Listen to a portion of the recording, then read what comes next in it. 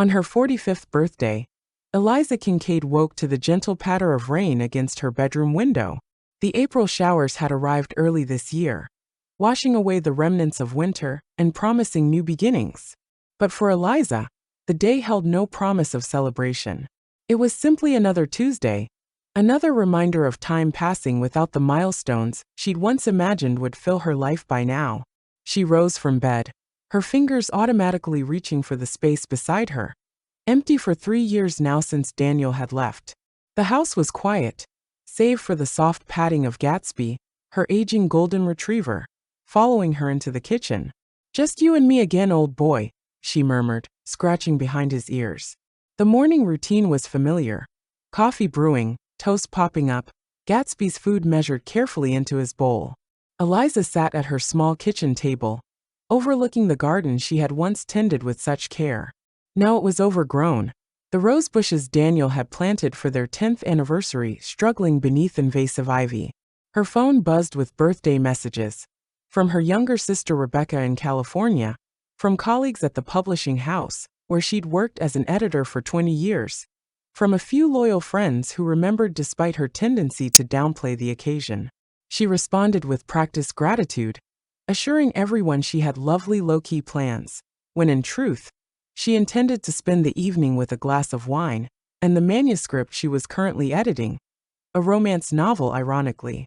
The mail arrived earlier than usual. Sifting through bills and advertisements, Eliza's fingers halted on a thick cream envelope with her name written in unfamiliar handwriting. The return address made her breath catch: Meadowlark Assisted Living, San Luis Obispo, California. Inside was a letter, a check, and several photocopied documents. The letter began simply, "Dear Ms. Kincaid, my name is Margaret Holloway. I was your mother's nurse during her final months at Meadowlark Assisted Living. Eleanor passed away peacefully on March 12th. Before her death, she asked me to send you these items on your birthday. I understand your relationship was complicated. I hope these materials might provide some closure. With sympathy, Margaret Holloway, RN." Eliza's coffee grew cold as she stared at the words. Her mother dead. The woman she hadn't spoken to in over 20 years. The mother who had abandoned their family when Eliza was 16 and Rebecca just 11, leaving nothing but a hastily scrawled note about needing to find herself. The check was for $75,000, a substantial sum that seemed to mock the decades of struggle after Eleanor had disappeared. The photocopied documents included Eleanor's death certificate, a handwritten will naming Eliza as her sole beneficiary, and finally, a sealed envelope with "For my daughter," written in shaky handwriting. Eliza's hands trembled as she opened it. "My dearest Eliza, by the time you read this, I will be gone. There are no words that can undo the damage I caused, and I wouldn't insult you by trying. What I can offer is the truth, something I should have given you long ago. I didn't leave because I didn't love you and Rebecca. I left because I was diagnosed with early-onset Huntington's disease. It's genetic, Eliza. I watched my own mother deteriorate from it, and I couldn't bear the thought of you girls witnessing the same happen to me. Your father and I agreed it would be easier if I simply disappeared. A clean break. He promised to give you both a stable life, which I could no longer provide. The enclosed check represents the sale of the beach house my parents left me. It should have been yours all along. There's more you should know. The disease has a 50% chance of being passed to children. You should be tested, sweetheart. Knowledge is power, even when it's frightening. I've spent 20 years writing you letters I never sent. They're all in a box at Meadowlark. Margaret will help if you want them. I've followed your career from afar. I'm so proud of the woman you've become, even without my guidance, perhaps because of my absence. With eternal love and impossible regret. Mom." Eliza sat frozen, the letter crumpled in her white-knuckled grip. The clock on the wall ticked loudly in the silence. Gatsby whined and pressed his warm body against her legs. Huntington's disease. The words echoed in her mind as fragments of memory surfaced. Her grandmother's strange movements in old photographs. Family whispers about her being nervous. Her early death that no one discussed. Eliza had built her life around the certainty that her mother had been selfish, immature, unwilling to face the responsibilities of family life. This narrative had shaped her own choices, her caution in relationships, Her decision not to have children, her fierce independence. If her mother could abandon her family on a whim, how could Eliza trust herself not to inherit that same unreliability? Now the foundation of those beliefs was crumbling beneath her feet. She called in sick to work for the first time in 5 years, then poured herself a much stronger drink than her morning coffee. Questions swirled like autumn leaves in a gust of wind. Had her father known all along? Did Rebecca know anything about this? Was the genetic time bomb ticking inside her own body? And what about those letters? 20 years of unread communication from a mother she'd convinced herself she hated. As evening fell, Eliza made 2 decisions. First, she would call to schedule genetic testing. Second, she would book a flight to California to collect her mother's letters, to talk to the nurse who had witnessed Eleanor's final days, and perhaps most importantly, to finally face the woman she had spent half her life trying not to become. The flight to San Luis Obispo was bumpy, matching Eliza's internal turbulence. She'd arranged for a neighbor to care for Gatsby, canceled her work commitments for the week, and left a vague message for Rebecca, not yet ready to explain the full situation to her sister. Rebecca had been young when their mother left, too young to fully process the abandonment. Over the years, she had somehow maintained a softer view of their mother, occasionally suggesting that something must have happened to make Eleanor leave. Eliza had always dismissed these theories as Rebecca's naive optimism. Now, clutching her carry-on bag with white knuckles as the plane descended through clouds, Eliza wondered if her younger sister had intuited something she herself had been too angry to consider. The rental car smelled of artificial pine and previous passengers. Eliza followed the GPS directions to Meadowlark Assisted Living, a sprawling Spanish-style complex nestled against gentle hills covered in spring wildflowers. The irony wasn't lost on her. Her mother had spent her final years in a place of beauty, while Eliza had imagined her living a bohemian, selfish existence. Margaret Holloway met her in the lobby. She was younger than Eliza had expected, perhaps in her early 30s, with kind eyes and a direct manner that somehow provided immediate comfort. "She talked about you constantly," Margaret said as she led Eliza to a small conference room. "Especially near the end. The disease affects cognition eventually, but she had lucid periods where all she wanted was to tell stories about you and your sister as children." Eliza's throat tightened. "I find that hard to believe." Margaret's expression remained gentle but firm. "I understand your skepticism, but I spent more time with your mother in her final years than anyone. She regretted her choices deeply, but she never regretted her reasoning. She truly believed she was protecting you." On the conference table sat a weathered cardboard box. "These are the letters," Margaret explained. "And some photographs, journals." She organized everything meticulously. That was important to her as her physical control diminished. "Would you like some privacy?" Eliza nodded, unable to speak past the lump in her throat. When the door closed behind Margaret, she approached the box cautiously, as if it might contain something dangerous. In a way it did.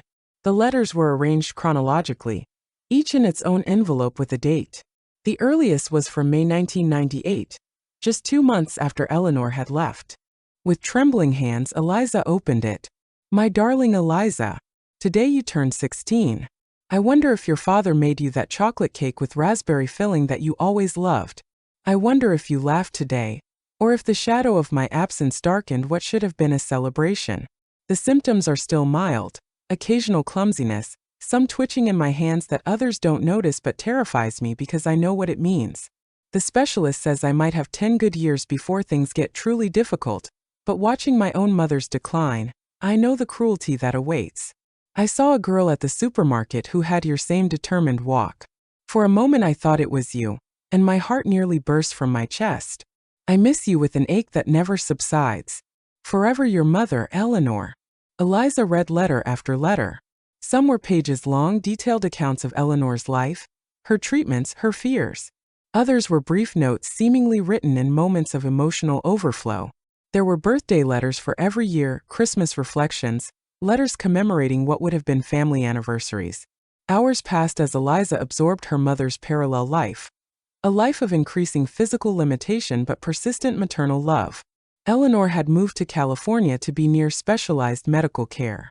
She had joined support groups, volunteered at a children's hospital until her symptoms made that impossible, kept a small garden of flowers similar to those she'd tended in their family home. At the bottom of the box, Eliza found a worn leather journal. The early entries were neat, the handwriting familiar and controlled. As the pages progressed, the script became increasingly erratic, a physical manifestation of the disease's progression. The final entries were dictated to nurses, Eleanor's thoughts captured by others when her own hands could no longer form the words. The last entry was dated just 3 weeks before her death. Margaret says Eliza's publishing house is releasing a major new novel next month. I've asked her to order me a copy, though I doubt I'll be able to read it myself. Perhaps she can read it to me. My daughter helps bring beautiful stories into the world. There's poetry in that. While my body is failing, her work ensures that words live on. I hope someday she'll understand why I made the choice I did. Not to forgive me necessarily, but to know it was love, not its absence, that drove me away. A knock at the door pulled Eliza from her reading. Margaret entered with a tray holding tea and sandwiches. "You've been in here for hours," she said. "I thought you might need something." Eliza looked up, disoriented, her face streaked with tears. She hadn't realized she'd been crying. She was here all this time, just existing without us. Margaret set the tray down and took the seat across from Eliza. "Not just existing. Your mother lived as fully as her condition allowed. She followed your career religiously, had me order every book you edited. She kept news clippings about your publishing house. When your sister's wedding announcement appeared in the Times, she framed it. Rebecca invited her," Eliza said softly, remembering how she'd argued with her sister about sending their mother an invitation. "Mom never responded." "She couldn't bring herself to attend," Margaret confirmed. "She was afraid her symptoms would distract from your sister's day. And she was afraid of seeing you. Afraid you wouldn't want her there, afraid you would." Eliza wrapped her hands around the warm teacup Margaret offered. "Did she suffer?" "At the end. Physically, yes. Huntington's is not a gentle disease. But emotionally, I think she found some peace. She believed you and your sister had built good lives. That was what mattered most to her." After finishing her tea, Eliza asked to see where her mother had lived. Margaret led her through sun-dappled corridors to a small apartment that had been Eleanor's home for her final 5 years. It had been cleared of personal items, ready for a new resident, but Margaret opened a closet to reveal several boxes labeled with Eliza's name. "She left specific instructions about these," Margaret explained. "Personal effects she thought you might want, photo albums, some jewelry. Nothing valuable in monetary terms, but meaningful to her." That night, in her hotel room, Eliza spread the contents of these boxes across the bed. There were photographs she'd never seen: Eleanor in her early days in California, standing on a beach with a brave smile despite the visible tremor in her posture; Eleanor with a support group of other Huntington's patients; Eleanor in a wheelchair in later years, still maintaining the elegant appearance Eliza remembered from childhood. Among the items was a small jewelry box containing the pearl necklace Eleanor had worn on her wedding day. A note attached read simply, "For Eliza, who always admired these. They represent the happiest day of my life, before I knew what was coming." As midnight approached, Eliza did something she hadn't planned. She called her father. William Kincaid answered on the third ring, his voice thick with sleep. "Eliza? Is everything all right? Did you know?" she asked without preamble. "Did you know why she really left?" A long silence followed, then a heavy sigh. "Yes," he admitted finally. "It was her decision to keep the reason from you girls. I disagreed, but she was determined. She thought a clean break would be better than watching her deteriorate. You let us believe she abandoned us because she didn't love us enough to stay. I let you believe what your mother wanted you to believe," he countered, fully awake now. "Was it the right choice? I've asked myself that question every day for 20 years. But Eliza, you have to understand, Eleanor watched her own mother die from Huntington's. It was traumatic. She couldn't bear the thought of putting you through that. So instead she just disappeared. And you let us hate her." "I never encouraged that hatred," he said softly. "I never spoke ill of her. I tried to preserve your memories of the mother she was before the diagnosis." Eliza closed her eyes, remembering.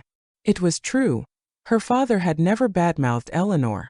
The narrative of abandonment had been constructed largely in Eliza's own mind, filling the void of explanation with the worst possible interpretation. "She left you money," she said. "Why didn't you tell us when you received it?" Another pause. "I never received any money, Eliza. We agreed to a clean financial break as well. I supported you girls on my teacher's salary. It wasn't easy, but we managed." This revelation stunned her. If Eleanor hadn't been sending money to their father, what had she been doing with her resources all these years? The beach house inheritance had clearly been saved until her death. "I need to go, Dad," she said finally. "I'll call you tomorrow." Sleep eluded her that night. Eliza's mind raced with new questions, new griefs, new understandings of the family narrative she'd constructed. The mother she'd painted as selfish had instead made perhaps the most selfless choice possible, removing herself from her daughters' lives to spare them the pain of her decline, carrying alone the burden of both her disease and their misunderstanding of her motives. In the morning, Eliza returned to Meadowlark with new purpose. "I need to know what happened to my mother's money," she told Margaret. "If she wasn't sending it to us, where did it go?" Margaret seemed unsurprised by the question. "I think you should meet with Director Sandoval." Eleanor worked closely with him on her financial matters. Director Sandoval was a distinguished man in his 60s with silver hair and a thoughtful demeanor. His office was warm and inviting, walls lined with books and photographs of Meadowlark residents engaged in various activities. "Your mother was an extraordinary woman," he began after introductions. "When she first came to us, her symptoms were already progressing, but her mind was sharp. She approached me with an unusual request. She wanted to establish a foundation." He slid a folder across his desk. Inside was documentation for the Eleanor Kincaid Foundation for Juvenile Huntington's Research. She used her inheritance and savings to create a research fund specifically focused on early-onset cases, he explained. "The foundation has funded 3 promising studies in the past decade. One has led to a clinical trial for a new treatment approach." Eliza stared at the papers in disbelief. She created this instead of supporting her own family? Director Sandoval's expression was kind but firm. "Miss Kincaid, your mother made it clear that her ex-husband had refused financial assistance, and she believed that finding better treatments or eventually a cure would be the greatest gift she could give to her daughters, who might carry the gene themselves. She thought of the $75,000 check sitting in her purse, the only direct financial support Eleanor had ever provided, coming only after her death. Not a selfish withholding, but a strategic deployment of resources toward a future where the disease that took her might not take her children as well. There's something else, Director Sandoval added, hesitation evident in his voice. Your mother participated in every research study she qualified for. She donated tissue samples, underwent experimental treatments, all to advance understanding of the disease. Some were quite uncomfortable, but she never complained. Her medical records have a note. She always told doctors the same thing. I'm doing this for my daughters. Eliza left Meadowlark that afternoon with the weight of 2 decades of misunderstanding pressing on her chest. She drove aimlessly along the Pacific coast, eventually stopping at a small beach access point. Kicking off her shoes, she walked along the shore, letting the cold water wash over her feet as the setting sun painted the horizon in shades of gold and crimson.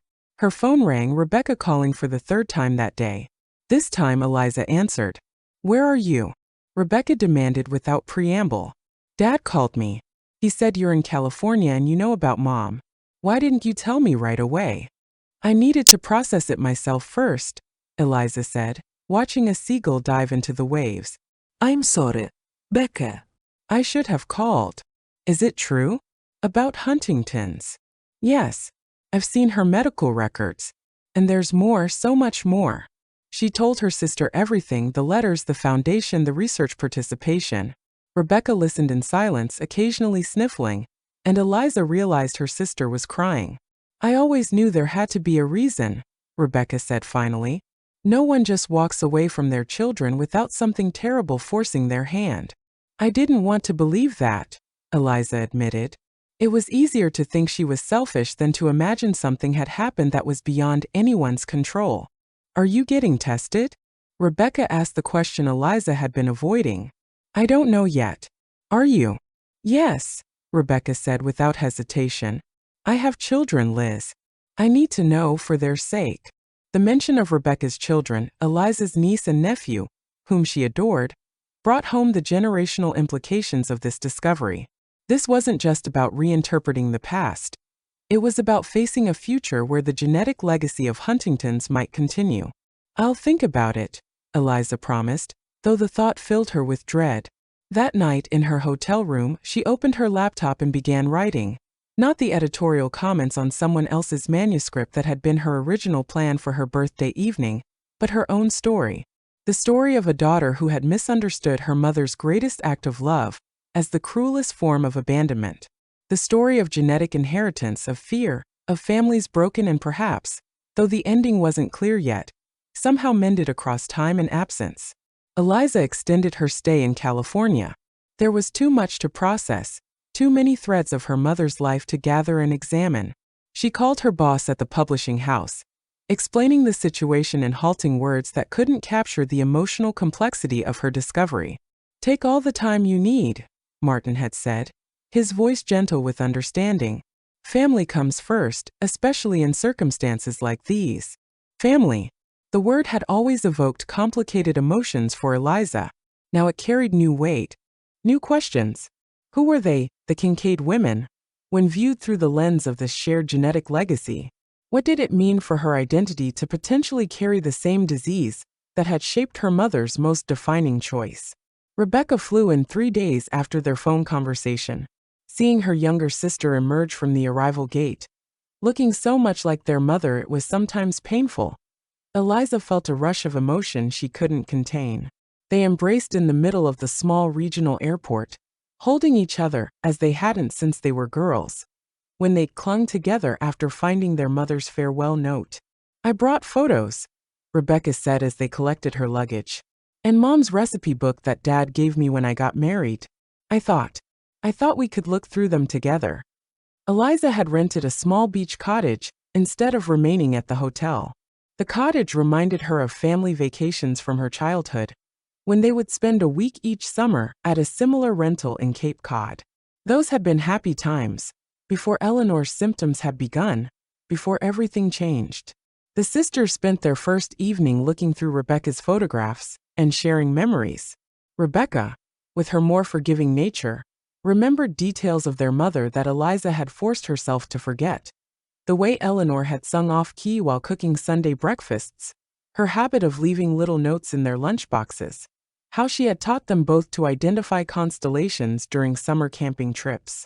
I made an appointment at the genetic testing center, Rebecca said as they sat on the cottage's small deck, watching waves crash against the shore. For both of us. Next Tuesday. Eliza's heart raced. I didn't agree to that. I know. You can cancel your appointment if you want. Rebecca reached for her hand. But Liz, knowledge is power. That's what Mom wrote to you, right? Whether we have the gene or not, knowing gives us choices. What choices?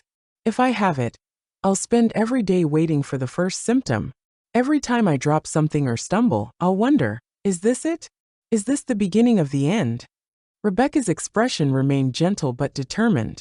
Or you could live more intentionally, make different choices about your career, your relationships.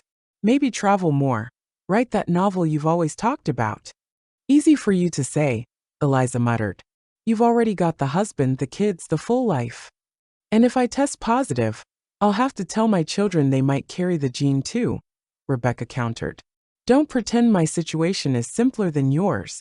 Silence fell between them, broken only by the rhythmic sound of waves meeting shore. Finally, Eliza spoke. When I was 18, she said slowly, I broke up with Michael Peterson. Do you remember him? Rebecca nodded. Your first serious boyfriend.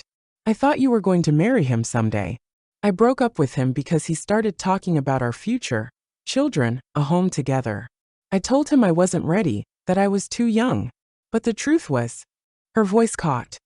The truth was, I was afraid I'd leave him someday, that I had whatever made Mom walk away inside me too.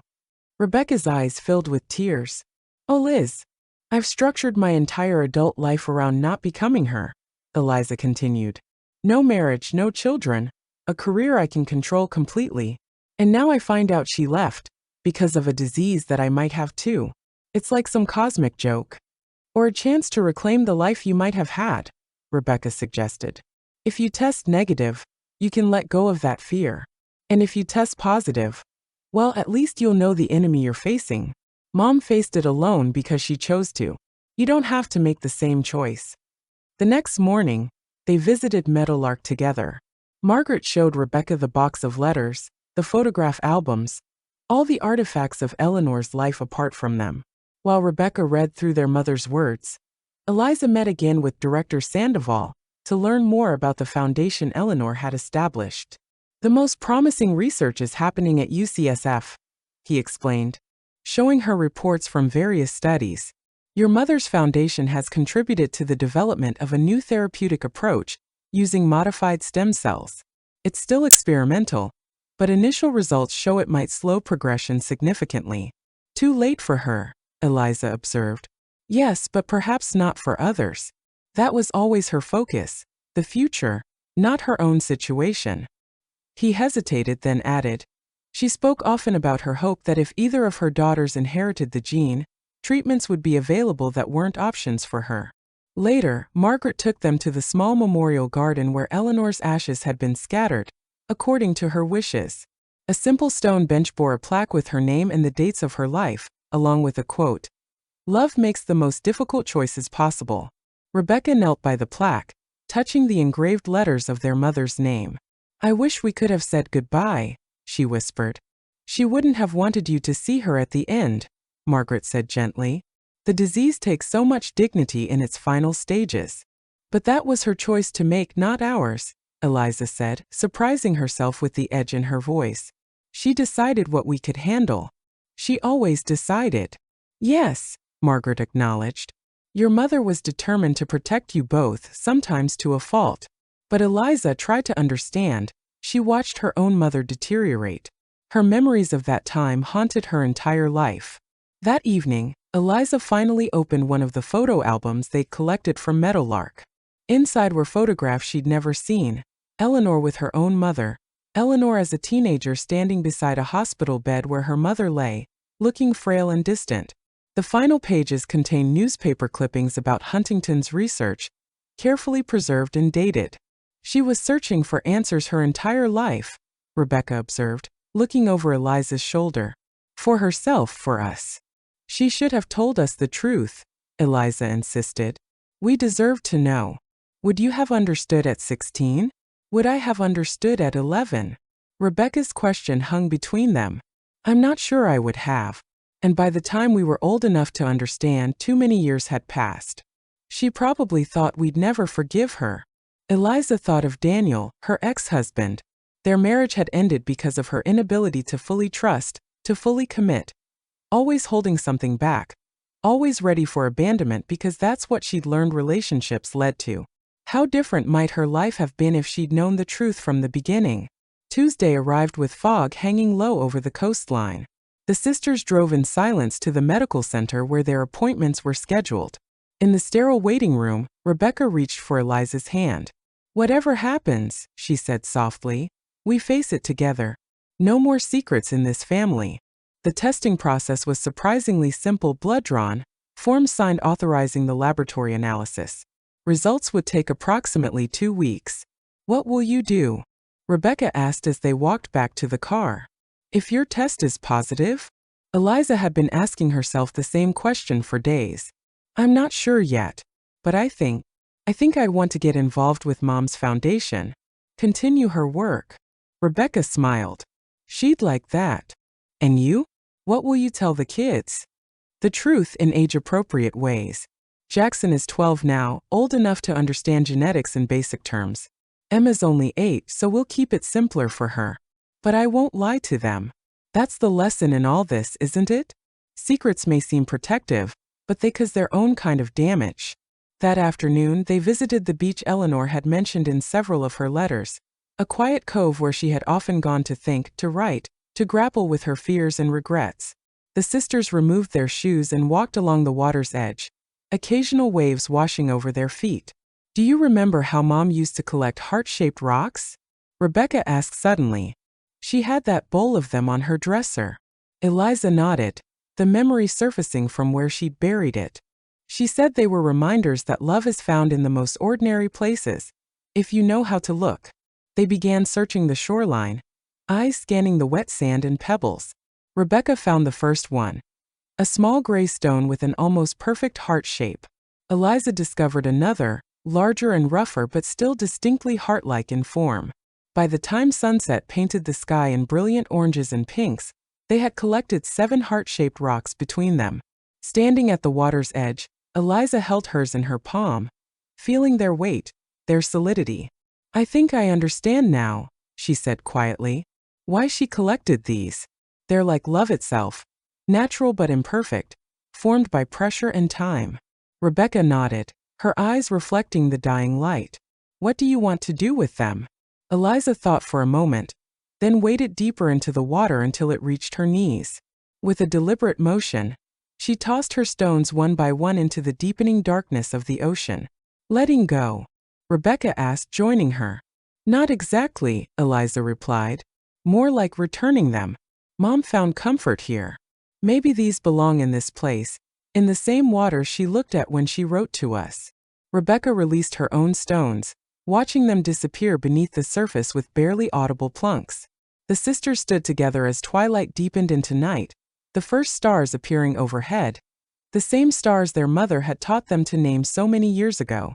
During their final days in California, Eliza and Rebecca gathered their mother's belongings, deciding what to keep and what to donate. They visited the research laboratory at UCSF that had received funding from Eleanor's foundation, meeting scientists who spoke of promising advances in understanding the mechanisms of Huntington's disease. "Your mother's contribution has been invaluable," one researcher told them. "Not just financially, but her participation in studies, her tissue donations. She was determined to make her experience matter for future generations." On their last evening before flying home, they sat on the cottage deck, sharing a bottle of wine and watching the moonlight silvering the waves. "What will you tell Dad?" Rebecca asked. "About all of this?" Eliza considered the question. Her anger toward her father had mellowed during their time in California. She understood now that he had been honoring Eleanor's wishes, however misguided those wishes might have been. "I'll tell him I understand why he kept Mom's secret," she said finally. "Not that it was right, but that I understand. And I think I'll ask him to tell me more about her, the woman she was before the diagnosis. I've spent so long trying not to think about her that I've lost parts of her I should have cherished." Rebecca nodded, refilling their glasses. "I'd like to hear those stories too." They flew back on separate flights, Rebecca to Chicago, where her family waited, Eliza to Boston and her empty house, where only Gatsby would greet her return. The 2 weeks of waiting for test results passed with excruciating slowness. Eliza threw herself into work, catching up on manuscripts she'd neglected during her unexpected absence. But in quiet moments, walking Gatsby through the park, drinking her morning coffee, lying awake at night, her thoughts returned to the genetic lottery whose outcome would shape her future. Rebecca called daily, sometimes twice. They had never been so consistently in touch since Rebecca's marriage had taken her to the Midwest 15 years earlier. They shared memories of their mother that surfaced unexpectedly, discussed what they'd learned about Huntington's disease, and contemplated how the results might change their lives. "I dreamed about her last night," Rebecca said during one of these calls. "Mom, I mean. She was young again, like in those pictures from before we were born. She was standing on that beach we visited, collecting her heart-shaped rocks, and she looked peaceful." Eliza had been dreaming of Eleanor too. Fragmented, intense dreams where her mother tried to tell her something important, but Eliza could never quite hear the words. The call came on a Thursday afternoon. Eliza was in a meeting when her cell phone lit up with the medical center's number. She excused herself, hands trembling as she stepped into the hallway to answer. "Miss Kincaid? This is Dr. Harmon from the Genetic Testing Center. We have your results. Would you like me to share them over the phone, or would you prefer to come in?" "The phone is fine," Eliza said, her voice steadier than she felt. "Your test shows you do not carry the Huntington's gene mutation. You will not develop the disease, nor can you pass it to any children you might have." Relief washed over her in a wave so powerful her knees nearly buckled. She leaned against the wall, breathing deeply. "Thank you," she managed to say. Have you contacted my sister as well? I'm sorry, but I can't discuss another patient's results. Patient confidentiality requires that Ms. Rebecca Kincaid receive her own results directly. Eliza thanked the doctor again and ended the call. She returned to her meeting, but couldn't focus on the discussion of marketing strategies for an upcoming release. Her mind was racing with implications. She was free of the genetic burden that had shaped her mother's life and death, free to live without that particular fear. But what about Rebecca? Her answer came that evening. She was preparing dinner when her phone rang, Rebecca's name flashing on the screen. Before she could even say hello, she heard her sister's ragged breathing. Becca, are you okay? I got my results, Rebecca said, her voice tight with emotion. I have it, Liz. I have the gene. Eliza sank into a chair, the room seeming to tilt around her. Oh, Becca, I'm so sorry. It's a 100% chance of developing the disease, Rebecca continued, her words coming faster now. Not today, not tomorrow, but someday. Ann Jackson and Emma each have a 50% chance. They're too young to test now. Guidelines recommend waiting until they're at least 18 and can make their own informed decisions, Rebecca said, her voice breaking. Oh God, Liz, what am I going to tell them? Eliza closed her eyes, the contrast between their fates striking her with cruel clarity. Why Rebecca and not her? The randomness of genetic inheritance felt like a cosmic injustice. What did your test say? Rebecca asked after a moment. Eliza hesitated, guilt washing over her. I don't have the gene, she admitted softly. I'm so sorry, Becca. A long silence followed, broken only by Rebecca's uneven breathing. That's good, Rebecca finally said, her voice steadier. That's really good, Liz. At least one of us escaped it. I'll come to Chicago, Eliza said impulsively. I'll book a flight for tomorrow. You shouldn't be alone right now. I'm not alone, Rebecca replied. Mark is here. He's been incredible since I told him. But I would like to see you. The kids would too. That night, Eliza barely slept. She packed distractedly, her mind churning with thoughts of her sister facing their mother's fate. When she finally drifted off near dawn, she dreamed of Eleanor, not the absent mother of her resentful imagination, but the woman revealed through letters and photographs, who had faced her genetic sentence with quiet dignity. In the dream, Eleanor sat beside her on the beach where they'd scattered the heart-shaped stones. Take care of her, the dream Eleanor said simply. Don't let her walk my path alone. Eliza woke with tears on her cheeks, and a clarity she hadn't felt in years. The flight to Chicago was bumpy, matching her turbulent emotions. Mark, Rebecca's husband, met her at the airport, a tall, steady presence who had always treated Eliza with warmth despite her tendency to keep emotional distance from her sister's family. How is she?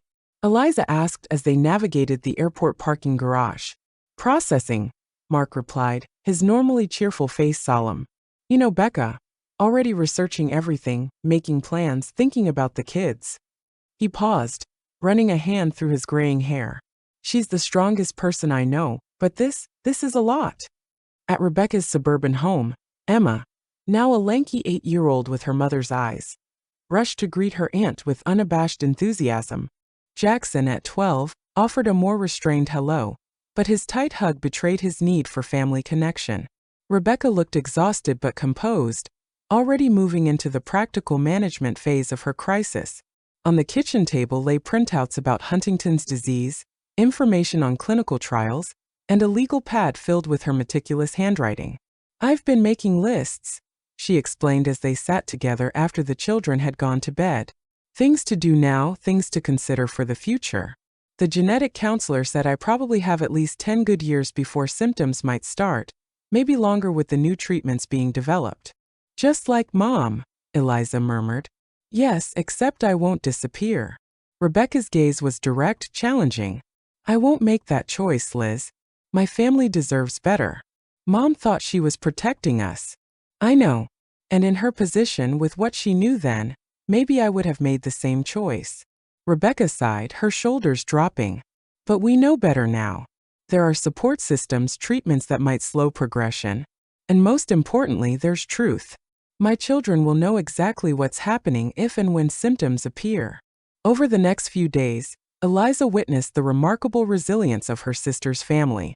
Mark had already contacted a financial advisor to ensure long-term security. Rebecca had researched every available treatment and enrolled in a longitudinal study at Northwestern University's Medical Center. Together, they had begun the delicate process of explaining to Jackson and Emma that their mother had a condition that might make her sick someday, but not yet, and that doctors were working very hard to find better medicines. What struck Eliza most was the absence of bitterness in her sister. Despite receiving the genetic sentence their mother had feared passing to her daughters, Rebecca showed no resentment toward Eleanor's choices or the arbitrary cruelty of inheritance. "How do you do that?" Eliza asked one evening as they sat on Rebecca's back porch, watching fireflies illuminate the summer twilight. "How do you not rage against the unfairness of it all?" Rebecca considered the question, twisting her wedding ring absently. "What would that accomplish? Being angry won't change my DNA." She smiled faintly. "Besides, I learned something important from Mom's letters. Fighting this disease doesn't leave much energy for anger. I'm saving my strength for what matters." On her final evening in Chicago, Eliza found herself alone with Jackson in the family's small home library. The boy was leafing through a book about genetics, his young face serious with concentration. "You know," he said suddenly, looking up at his aunt, "I've been thinking about great-grandma and grandma and Mom all having this same thing. It's like a story that keeps being told in our family." "A difficult story," Eliza agreed gently. Jackson nodded. "But maybe the ending can be different this time. That's what science does, right? Changes endings." His simple wisdom startled her. "Yes," she said softly. "That's exactly what we're hoping for." Flying back to Boston, Eliza felt a resolve hardening within her. She had been given a gift. Not just freedom from the Huntington's gene, but the opportunity to support her sister in ways their mother had never allowed anyone to support her. Gatsby greeted her return with exuberant affection, but the house felt emptier than before. The quiet that had once seemed peaceful now felt hollow. The carefully controlled life she had constructed, supposedly to prevent becoming her mother, now seemed like an elaborate shield against the vulnerability of real connection. 2 weeks later, Eliza requested a meeting with Martin, her boss at the publishing house. "I'd like to propose a new project," she said, placing a folder on his desk. "A memoir about Huntington's disease, family secrets, and reconciliation. My mother's story, and now my sister's." Martin skimmed the proposal, his expression thoughtful. "This is powerful material, Eliza. But it's quite a departure from your usual editorial work. You're proposing to write this yourself." "Yes." She took a deep breath. "I'd like to reduce my editorial load to part-time while I work on this. And I'm planning to relocate to Chicago for at least 6 months to be closer to my sister during the research phase." Martin studied her face. "This is about more than just a book, isn't it?" "It's about finishing a story that began long before I understood it," she replied. "And maybe helping others who are facing similar journeys." Her life transformed with remarkable speed over the following months. She found a small apartment in Chicago, just 15 minutes from Rebecca's home. She arranged to work remotely for the publishing house 3 days a week, devoting the remaining time to research and writing. She even adopted a shelter dog, a middle-aged beagle mix named Scout, after Gatsby passed peacefully in his sleep at the venerable age of 14. Most importantly, she became a fixture in her sister's home, helping with the children's activities, accompanying Rebecca to medical appointments, and spending long evenings in conversation about their mother, their childhoods, and the future that now unfolded before them with both dread and possibility. 18 months after Eleanor's death, Eliza stood nervously at a podium in the conference room of a San Francisco hotel, facing an audience of researchers, medical professionals, and families affected by Huntington's disease. The occasion was the annual symposium sponsored in part by the Eleanor Kincaid Foundation, and Eliza had been invited to speak about her mother's contribution to HD research. "My mother made a choice that shaped 2 families across generations," she began, her voice steadier than she felt. "When faced with her genetic inheritance, she chose separation as protection, a decision that brought its own kind of pain. But she also chose to fight this disease with every resource she had, believing that knowledge would ultimately provide what she could not, hope for her descendants. From the front row, Rebecca smiled encouragement, her husband beside her. In the year since her diagnosis, Rebecca had become an active advocate for HD research, volunteering for 2 clinical trials and helping to organize support groups for parents facing the difficult task of discussing genetic risk with their children. Today, my sister continues that fight, Eliza continued, gesturing toward Rebecca. Not through separation, but through connection, transparency, and unwavering courage. She represents a new generation of HD families who refuse to let this disease isolate them from the people they love. After the symposium, at a small reception for foundation supporters, a researcher from UCSF approached the sisters. I worked with your mother during her participation in our longitudinal study, she explained. Eleanor spoke often about her daughters, especially in her later years when cognitive symptoms made filtering more difficult. The woman smiled gently. She would be so proud to see you both here, carrying her work forward in your own ways. That evening, in their shared hotel room, Rebecca suddenly laughed, a sound so unexpected that Eliza looked up in surprise from the manuscript pages she was reviewing. What's so funny? I was just thinking about Mom, Rebecca explained, sitting cross-legged on her bed. Remember how she used to say that Kincaid women are unstoppable forces of nature? Eliza smiled at the memory. When you broke your arm falling out of the oak tree and still insisted on playing in your piano recital the next day. Exactly. And when you stood up to that horrible Mrs. Bergman in 7th grade, who said your story was too dark for the school magazine. Rebecca's expression softened. Mom was right about us, you know. Unstoppable forces, each in our own way. Her too. Eliza nodded, thinking of Eleanor's quiet determination reflected in 20 years of letters never sent, in a foundation established with modest resources, in research participation that had brought her no personal benefit but might someday help others. I wish we could have known her, she said softly. The woman she became after she left. We're getting to know her now, Rebecca replied. Through her letters, through the people whose lives she touched here. Maybe that's the best we can hope for. The following morning, before flying their separate ways home, the sisters visited the beach where they had scattered Eleanor's heart-shaped stones. The fog had lifted, revealing a crystalline day with waves shimmering under bright sunshine. I've been thinking about starting a support group specifically for children of HD patients, Rebecca said as they walked along the shore. Not just coping mechanisms, but ways to maintain real relationships despite the challenges. What Mom never had. That sounds perfect, Eliza agreed. Actually, some of the families I've interviewed for the book might be interested. There's such a need for stories that don't end with diagnosis. Rebecca stopped, bending to examine something in the wet sand. Look, she said, straightening with a small, perfectly heart-shaped stone in her palm. Another one for the collection. Eliza smiled. Are you keeping them now? I think so. For Emma and Jackson. Tangible reminders that love persists, even when it's shaped by difficult circumstances.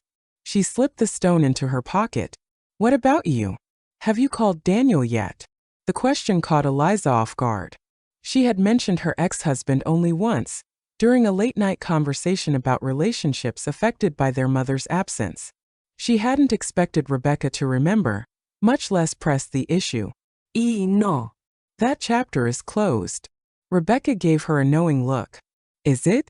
Because you talk about him differently now. Before, it was always about how the relationship failed. Lately, you've been mentioning what was good about it. He's probably married with 3 kids by now, Eliza protested. He's not, Rebecca said with a slight smile. Mark ran into his brother at a conference last month. Apparently, Daniel never quite got over a certain brilliant editor who pushed him away for reasons she couldn't explain. Eliza felt heat rising to her cheeks. That's not fair. None of this is fair, Rebecca replied, gesturing vaguely at herself, at the beach where their mother's ashes had been scattered. But we're learning to live with unfairness, aren't we? Maybe part of that is reconsidering paths not taken. Back in Boston, Eliza found herself thinking about Daniel more than she had in years. They had met at a literary event, he a promising young architect with a passion for historical fiction, she an associate editor just beginning to make her mark. Their 3-year relationship had been the most significant of her life, ending only when his talk of marriage and family had triggered her deepest fears about becoming her mother. On a rainy Friday evening, after staring at his contact information in her phone for 20 minutes, she finally pressed call. When his familiar voice answered, her carefully planned opening remarks dissolved into simple truth. "Daniel, it's Eliza. I recently learned some things about my mother that have changed how I understand everything. I think I owe you an explanation, if you're willing to hear it." They met at a small cafe they had once frequented together. Daniel looked older, more distinguished, with touches of gray at his temples, but his eyes held the same warmth she remembered. For 2 hours, she shared the story of Eleanor's disease, her disappearance, the letters, and Rebecca's diagnosis. She explained her lifelong fear of abandoning those she loved, the way she had structured her entire existence around not becoming the mother she had misunderstood for so long. "I pushed you away because I was terrified of hurting you," she concluded. "It seemed kinder to end things before we were too deeply entangled." Daniel sat quietly for a moment, absorbing everything. "Thank you for telling me," he said finally. "I always knew there was something you weren't saying. But Eliza, what do you want now? Why contact me after all this time?" She hadn't prepared for such direct questioning. "I'm not entirely sure," she admitted. "Perhaps just to set the record straight. Or maybe," she hesitated, "maybe to see if there's still something worth exploring between us." His smile was cautious but genuine. "I'd like that. As friends to start. I think we have a lot of catching up to do." Over the following months, as winter yielded to spring, Eliza and Daniel rebuilt their connection. Slowly, carefully, with the wisdom that comes from loss and recovery. He read early drafts of her manuscript, offering insights that helped sharpen her narrative. She attended the opening of a library he had designed, admiring how his architectural vision had evolved. Meanwhile, her relationship with Rebecca deepened in ways she hadn't thought possible. Despite living in different cities again, they spoke nearly every day. Eliza spent 1 week each month in Chicago, becoming a true presence in her niece and nephew's lives while supporting Rebecca through the emotional ups and downs of living with her diagnosis. On a bright June day, 2 years after discovering Eleanor's letters, Eliza received a call from Dr. Sandoval at Meadowlark. "We're planning a special dedication," he explained. "The meditation garden where your mother's ashes were scattered is being expanded, with a focus on supporting families affected by neurological diseases. We'd like to name it the Eleanor Kincaid Memorial Garden, with your permission." "I think she would be honored," Eliza replied, touched by the gesture. "When is the dedication?" "Next month on July 15th. It would mean a great deal if you and your sister could attend." Eliza immediately called Rebecca, who agreed they should both be present.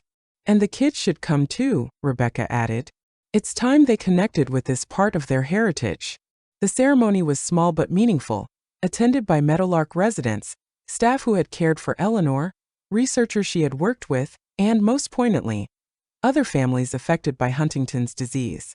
As Director Sandoval unveiled the garden's new sign, Eliza stood with Rebecca on one side and Daniel on the other, his hand warm and steady around hers.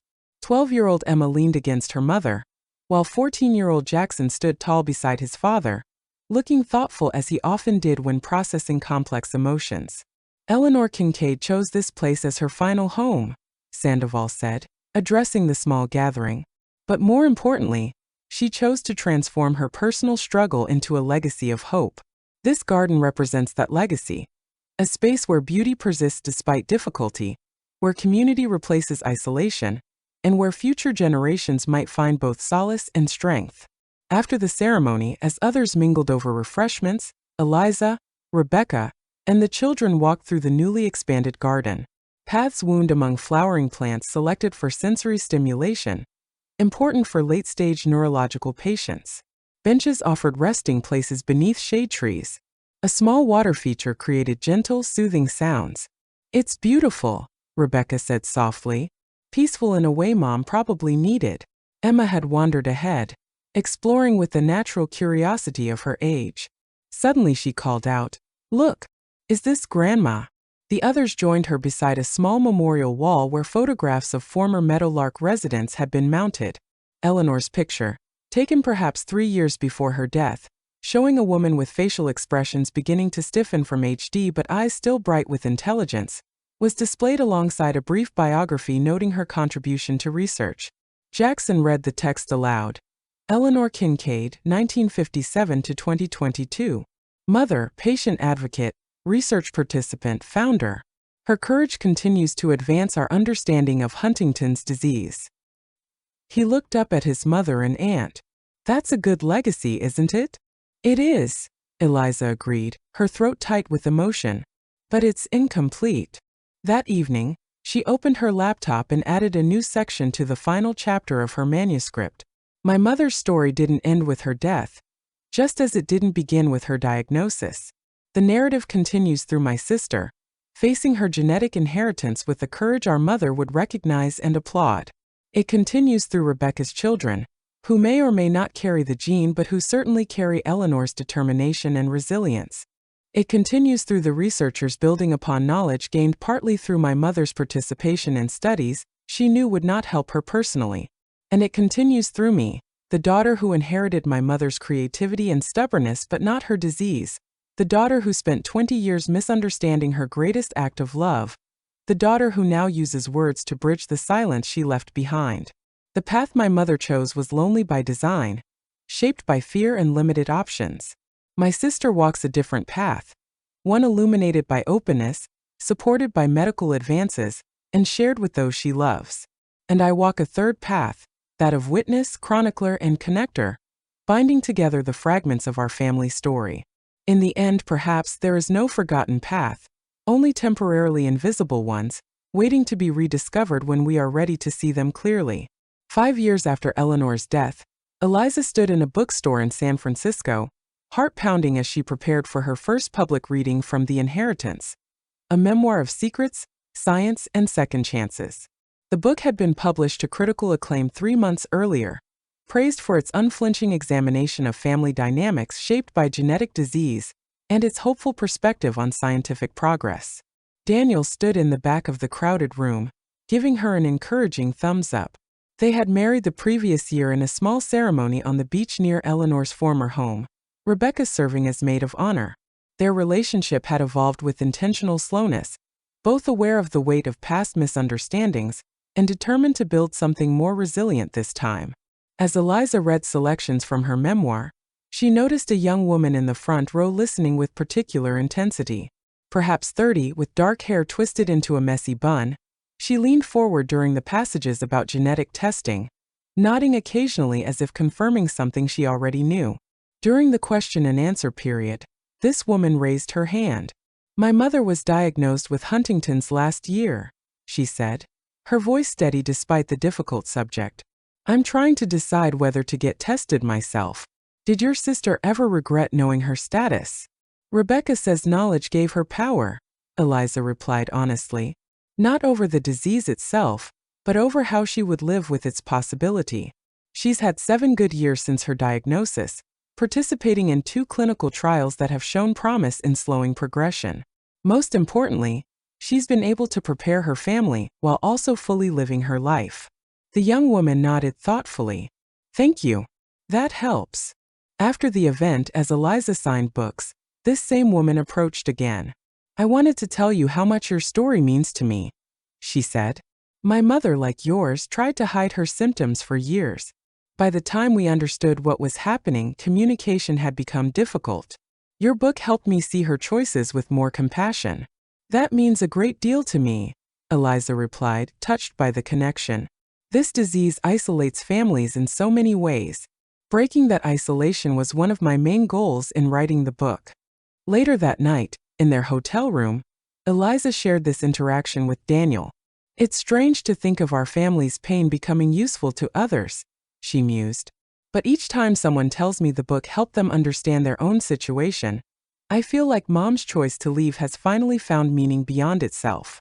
Daniel pulled her close. "That's what writers do, isn't it? Transform personal experience into universal understanding." "I suppose so," she agreed. "Though I never imagined myself writing something so personal. I've spent my career helping others tell their stories. Maybe it was always leading to this," he suggested. All those years editing other people's words were preparing you to find your own. The book tour took Eliza across the country over the next month. At each stop, she encountered individuals and families affected by Huntington's disease or other genetic conditions. Their stories both broke her heart and strengthened her resolve to continue the advocacy work she had begun alongside Rebecca. In Chicago, the final stop on her tour, Rebecca joined her on stage for a special event focused on siblings navigating genetic illness together. At 49 and 53 respectively, the Kincaid sisters presented a powerful image of solidarity. Rebecca showed subtle signs of early HD symptoms, occasional involuntary movements, some difficulty with balance, but remained articulate and engaged, her mind still sharp despite the disease beginning its slow progression. People often ask me if I'm angry about my diagnosis, Rebecca told the audience during their conversation. But the truth is, I'm grateful for what it's taught me about living purposefully.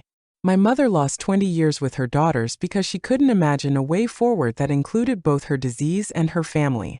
I've gained precious time with mine because medicine and cultural understanding have evolved. Eliza watched her sister with profound admiration. Rebecca had maintained her position as a high school guidance counselor until just the previous year, when increasing symptoms had made it necessary to step back.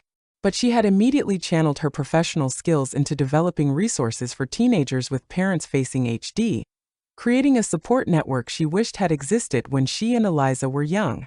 After the event, they had dinner with Rebecca's family, Mark showing the same steady devotion he had demonstrated throughout their marriage, Emma, now 13, already showing the artistic talent that had characterized the Kincaid women for generations, and Jackson, 17 and recently accepted to Northwestern University's biomedical engineering program. I want to work on neural interfaces, Jackson explained when Eliza asked about his college plans. Technology that could help people maintain function, even as diseases like HD progress. Eliza caught Rebecca's eye across the table, seeing in her sister's smile the same thought she was having. Their mother's legacy continued to unfold in unexpected ways. Later that night, when the dinner had ended and Jackson had driven his sister home, Rebecca asked Eliza to stay a bit longer. Mark discreetly retreated to give the sisters privacy. I need to talk to you about something important, Rebecca said, her movements more pronounced with fatigue. I've been thinking about the foundation, Mom's foundation. Eliza nodded. She had joined the foundation's board of directors 3 years earlier, helping to expand its mission and fundraising capacity. What about it? I'd like to establish a new program focused specifically on family support, Rebecca explained. Not just medical resources, but practical and emotional support for families trying to maintain relationships through the progression of HD. I'm calling it the Eleanor and Rebecca Kincaid Family Preservation Initiative. That's a wonderful idea, Eliza said warmly. Have you developed a proposal? Rebecca smiled, pushing a folder across the table. You know me too well. It's all here: budget projections, program structure, everything. But Liz, I want you to direct it. You're the perfect person. You understand both the editorial and the personal sides of this story. Eliza opened the folder, scanning the detailed plans with growing appreciation for her sister's vision. This would mean moving to Chicago, she said thoughtfully, or at least splitting my time between here and Boston. I know it's a lot to ask, Rebecca acknowledged. You and Daniel have just settled into married life. But, she hesitated, then continued with characteristic directness. My symptoms are progressing, Liz, faster than we'd hoped. The medications help, but the disease is advancing. I want to get this initiative established, while I can still be actively involved. The implication hung in the air between them. For all the advances in treatment, Huntington's remained a progressive, fatal disease. Rebecca might have several more good years, but the decline would continue. I'll talk to Daniel tonight, Eliza promised, reaching for her sister's hand. But I think you know what my answer will be. 6 months later, Eliza and Daniel moved into a house just 10 minutes from Rebecca's family. Daniel had transferred to his architectural firm's Chicago office, while Eliza split her time between remote editorial work, promoting her book, and developing the new family support initiative. The program launched on what would have been Eleanor's 67th birthday, with an event bringing together HD families, researchers, healthcare providers, and advocates. Rebecca, despite increasing difficulty with speech, delivered a powerful opening address. My mother believed separation was the only way to protect those she loved, she told the gathered audience. Today we declare that no family should face this disease alone. Connection, not isolation, is our path forward. As Eliza listened to her sister's words, she reflected on the journey that had brought them all to this moment. The discovery of Eleanor's letters had been just the beginning. The first thread pulled an unraveling of family mythology built on misunderstanding and incomplete information. What had followed was a painstaking reweaving of relationships, identities, and purpose. That evening, after the successful launch event, Eliza found herself sitting on Rebecca's back porch. The garden was in full bloom. Rebecca had thrown herself into gardening as physical symptoms made other activities more challenging, creating a vibrant outdoor space that reflected her persistent creativity. "Do you think Mom knows?"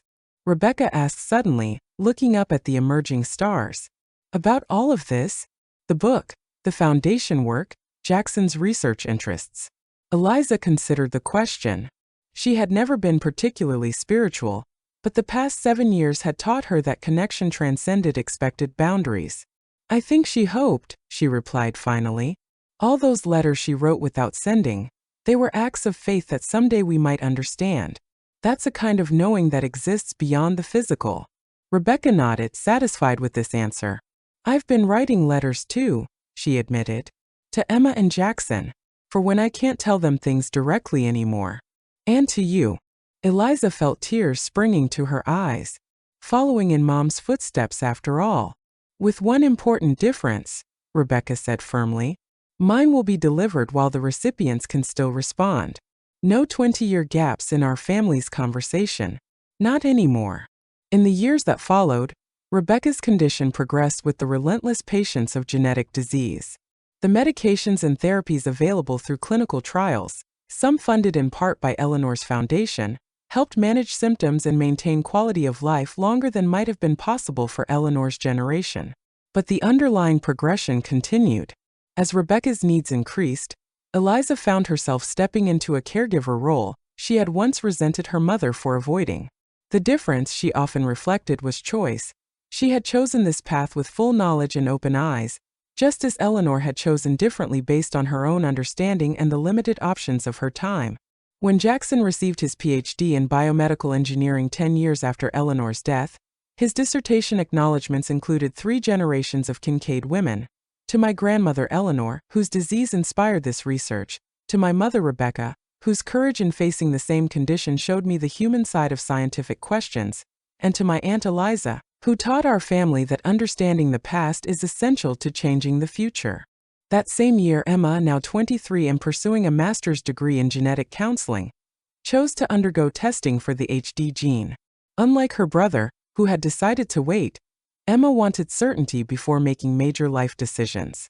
The family gathered at Rebecca and Mark's home when Emma received her results. Rebecca, now using a wheelchair and requiring significant assistance with daily activities, insisted on being fully present for this moment. When Emma announced that she did not carry the gene, Rebecca's face transformed with joy despite the physical limitations that increasingly masked her expressions. "A clean slate," she managed to say clearly, reaching for her daughter's hand. Later, when the celebration had quieted and Rebecca was resting, Emma found Eliza in the kitchen. "I've been thinking about something Grandma wrote in one of her letters," she said, helping her aunt prepare tea. "About how love makes impossible choices possible. I never understood that until today." "What do you mean?" Eliza asked. "Mom has known since before I was born that this disease might be passed to her children. She chose to have us anyway, to give us life despite that risk." Emma's eyes filled with tears. "That's the kind of impossible choice love makes possible, isn't it?" Eliza nodded, remembering all the choices that had shaped their family across 3 generations. Eleanor's choice to leave, her own choice to understand, Rebecca's choice to stay, and now the choices facing the next generation, armed with knowledge their grandmother had lacked. On her 70th birthday, Eliza stood again on the California beach where they had scattered Eleanor's heart-shaped stones 15 years earlier. Daniel beside her, steady as always. Rebecca could no longer travel, but Jackson and Emma had come, representing their mother at this pilgrimage.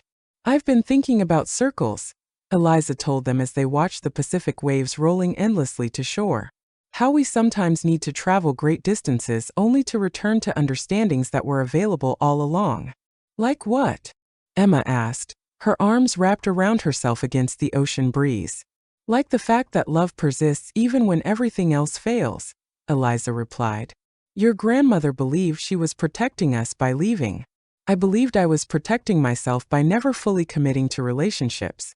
Both of us were wrong in the particulars but right in the intention. And Mom? Jackson asked. Your mother understood before any of us that protection sometimes means drawing closer, not pulling away. That knowledge is power only when it's shared. Eliza smiled at her niece and nephew, seeing in their faces echoes of Eleanor, of Rebecca, of the Kincaid resilience that had endured through 3 generations of difficulty. Whatever comes next for our family, that understanding is the true inheritance. As they walked along the shoreline, Emma suddenly bent down, picking up a small stone worn smooth by the endless motion of the tides. Look, she said, holding it up. Another heart. Eliza took it from her niece's palm, turning it over to examine its nearly perfect shape. In that moment, she felt an almost physical connection to her mother. Not the mother of absence and abandonment she had constructed in anger, nor even the mother of sacrifice revealed through letters, but the mother who had collected heart-shaped tokens as reminders of love's persistence in ordinary places. Keep it, she told Emma, returning the stone. Add it to your collection. I will, Emma promised. For the next generation. Walking ahead with Jackson, discussing his latest research, Eliza felt a profound sense of completion. The path that had once seemed forgotten, the connection between past and future, between mothers and daughters, between loss and recovery, had been not just rediscovered but expanded, widened to accommodate new travelers with their own unique journeys. Eleanor's choice had created a fracture in their family, but that very fracture had eventually led to healing deeper than might otherwise have been possible. From her solitary path had emerged multiple routes forward, different but connected, separate but intertwined. As the sun began to set over the Pacific, casting long shadows across the sand, Eliza thought of all the heart-shaped stones collected and scattered across the years, tokens of an inheritance more valuable than genes, more lasting than disease. An inheritance of understanding that would continue long after all of them were gone.